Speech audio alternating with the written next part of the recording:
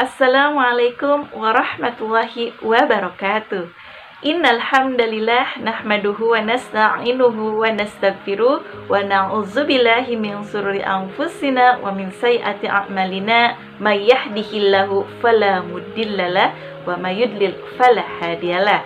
Asyhadu an la ilaha illallah wahdahu la syarikalah wa asyhadu anna Muhammadan abduhu wa rasuluh. Alhamdulillah sahabat muslimah yang dirahmati oleh Allah Subhanahu wa taala. Pada kesempatan kali ini kita bertemu kembali dalam kajian Muslimah Online dalam rubrik Keluarga Sakinah di bulan September.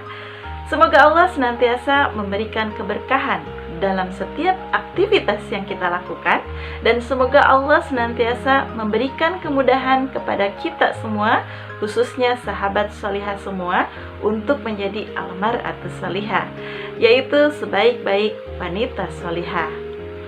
Baik sahabat muslimah yang dirahmati oleh Allah Subhanahu wa taala, sebelum kita lanjut ke materi, saya akan share terlebih dahulu sebuah kisah untuk mengawali materi kita pada kesempatan kali ini.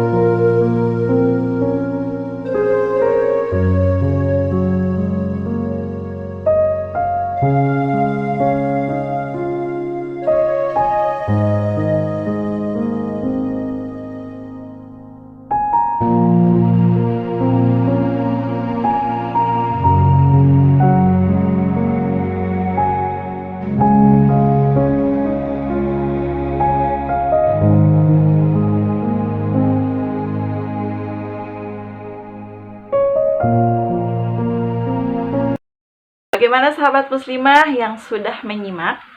Kisahnya mengandung sedikit bawang bombay ya. Jadi sedikit pedih di mata. Ya, kisah tadi adalah salah satu kisah dari sekian banyak kisah tentang perjalanan kehidupan rumah tangga, di mana ketika ada masa pasangan tak lagi sesuai harapan, impian tak lagi sesuai kenyataan, kejengkelan, kekecewaan pun terjadi. Sahabat muslimah, manusia normal mana sih yang tak mendambakan sebuah pernikahan berbalut keromantisan, kebahagiaan, bagaikan seorang pangeran dan putri dalam sebuah kisah dongeng? Pastinya, setiap insan memiliki keinginan dan harapan akan pernikahan yang penuh kebahagiaan. Karena memang sejatinya bahagia adalah salah satu hal yang ingin dicapai dari sebuah mahligai pernikahan. Namun bagaimana jika ternyata pernikahan yang didambakan justru menjadi awal petaka? Kenyataan yang didapatkan ternyata jauh dari impian. Entah itu berupa misi yang tak sesuai, atau sekedar hobi dan kebiasaan pasangan yang menjengkelkan, hingga sang pasangan kini telah berubah menjadi pribadi yang paling menyebalkan. Sehingga tak jarang perselisihan terus terjadi. Sebenarnya, pernikahan adalah ikatan suci yang membuka banyak pintu kebaikan.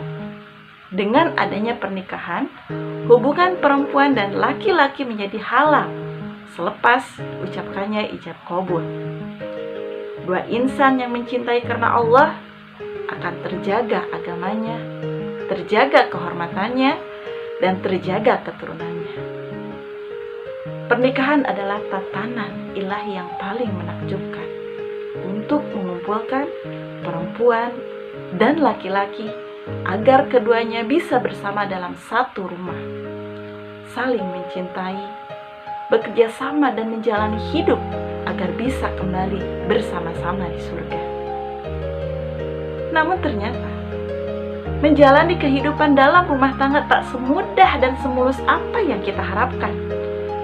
Penuh cobaan, penuh rintangan yang dilalui sehingga membuat fondasi cinta goyah, bahkan bisa hancur.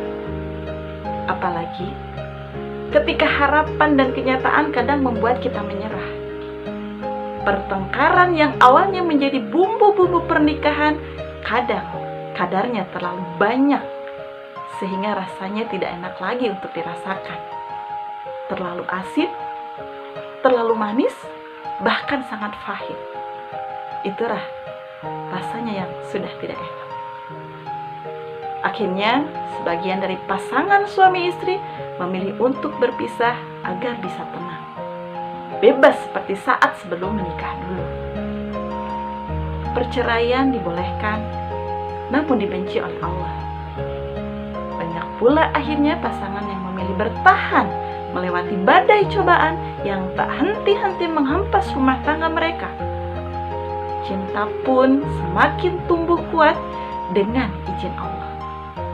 Rumah tangga yang kokoh dan yang diidamkan bisa terwujud. Sebenarnya banyak perceraian terjadi berawal dari hal-hal yang kecil yang bisa dikomunikasikan. Namun pendaman perasaan dan terbatasnya komunikasi membuat kekesalan, kemarahan itu memuncak tak menentu. Sahabat muslimah, ketika pasangan kita rasa sudah tak sesuai dengan harapan kita, bahkan kita anggap sudah mengecewakan, cobalah pertama kita muhasabah diri. Berhentilah sejenak, jangan cepat-cepat membuat keputusan. Berhentilah sejenak untuk merenung dan melakukan muhasabah terhadap semua perjalanan keluarga selama ini. Apa yang salah? Apa yang kurang? Apa yang menyimpang? Jangan-jangan dalam kehidupan keluarga itu justru menjauh dari Allah. Periksa kembali niat. Periksa kualitas ibadah kita. Periksa adakah hal-hal yang mendatangkan murka Allah dalam kehidupan rumah tangga. Semua hal berpengaruh dalam kehidupan, termasuk sumber rezeki yang dimakan setiap hari. Apakah benar-benar sudah halal dan thayyib? Inilah evaluasi yang diperlukan untuk melakukan proses perbaikan di masa sekarang dan yang akan datang. Saat dilanda kekecewaan mendalam terhadap suami, kembalilah kepada visi dan tujuan pernikahan. Tentunya kita menikah pasti memiliki visi yang ideal, memiliki tujuan yang mulia. Ingat kembali, kuatkan kembali visi yang sudah dicanangkan sejak semula. Kuatkan kembali tujuan-tujuan mulia dalam menjalani kehidupan berumah tangga. Visi dan tujuan inilah yang menjadi pengikat kuat. Kita semua pasti menghendaki surga dunia dan surga akhirat. Itulah visi yang sangat besar. Dengan visi surga, maka semua harus dikembalikan kepada bagaimana caranya, bagaimana upaya kita untuk menggapai surga. Jangan pernah bandingkan suami dengan laki lain. Begitu juga suami. Jangan bandingkan istri dengan perempuan lain. Saat membandingkan, masuklah kekecewaan semakin banyak terhadap pasangan. Karena yang kita lihat berbagai sisi kelebihan yang seakan-akan dimiliki orang lain dan tidak ada pada pasangan kita. Tutup mata dan telinga terhadap orang lain, karena semakin membandingkan pasangan dengan orang lain akan semakin menyakitkan hati. Sahabat muslimah, buatlah komitmen ulang dengan pasangan untuk kebaikan hubungan ke depannya. Berbagai ketidaknyamanan yang pernah terjadi hendaknya diakhiri dengan membuat kesepakatan dan komitmen bersama pasangan.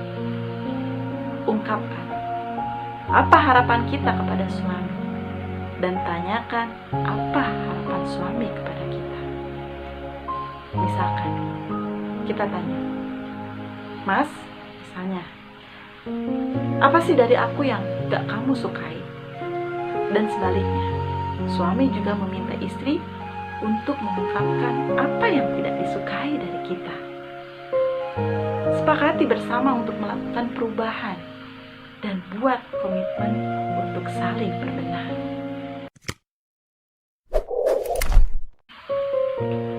Kemudian, ternyata apabila sudah tidak bisa membuat kesepakatan dan komitmen dengan pasangan, maka kita memerlukan bantuan pihak ketiga yang dipercaya untuk bermediasi masalah yang sedang kita hadapi. Harusnya kita bisa menyelesaikan berdua dengan pasangan semua masalah yang muncul dalam kehidupan berumah tangga. Namun, terkadang suasana yang sudah tidak nyaman, suasana yang sudah sangat tidak kondusif untuk saling berbicara dan saling terbuka. Kadang komunikasi ujung-ujungnya emosi, hingga sudah kehilangan akal sehat dan hati yang jernih. Pada titik seperti inilah diperlukan mediasi. Pilih seorang yang dipercaya kompetensinya, kapabilitasnya, misalkan seperti psikolog, konselor, ya, atau orang yang berilmu untuk membantu permasalahan yang sedang kita hadapi.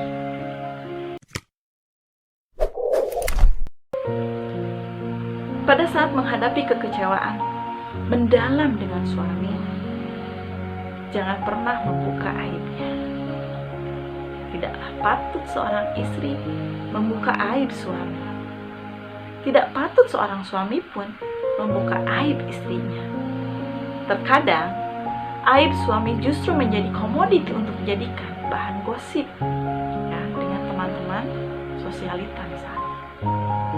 Atau menjadi bahan untuk menulis status, baik itu di Facebook, Instagram, Twitter, dan sebagainya. Membuka aib suami secara terbuka bukan saja terlarang secara agama, namun juga menyebabkan masalah semakin membesar dan meluas. Jaga kehormatan suami. Jangan membuka aib kepada siapapun kecuali saat melakukan mediasi kepada orang yang kita percaya. Sahabat muslimah, sabarlah dalam menghadapi kekurangan suami. Ingatlah, semua manusia memiliki kekurangan. Tidak ada manusia yang hidup di zaman kita saat ini yang sempurna, tanpa cacat, tanpa celah. Termasuk diri kita, banyak kekurangan. Karena tidak ada manusia yang sempurna, maka bersabarlah dalam menghadapi kekurangan suami. Bagaimana cara bersabar terhadap kekurangan suami? Fokuslah melihat dan mengingat kebaikan dan sisi positif suami. Jangan fokus melihat sisi kekurangan dan kelemahannya. Apabila kita mampu lebih banyak menghadirkan sisi-sisi kebaikan suami, insya Allah kita akan bisa bersabar dengan kekurangan dan celah yang ada dalam dirinya. Kemudian bangunlah sebuah harapan. Semua orang bisa berubah menjadi lebih baik. Harapan itu selalu ada dan selalu terbuka. Jangan menutup harapan, jangan memustahilkan kemungkinan sebuah perbaikan, sebuah perubahan. Terkadang, di saat kekecewaan telah memuncak, seorang istri merasa berputus asa. Apakah suami saya bisa berubah? Apakah ia bisa menjadi baik? Atau bahkan sudah merasa pesimis? Mustahil suamiku menjadi baik. Ia tidak bisa diperbaiki. Ingat, semua harapan masih selalu terbuka. Maka bukalah harapan kepada Allah. Hanya Allah yang bisa membulak-balikan hati manusia. Mohonlah kepada Allah agar Ia membalikan hati suami kita menuju kondisi yang lebih baik. Sahabat muslimah, disinilah peran akidah kita sedang diuji.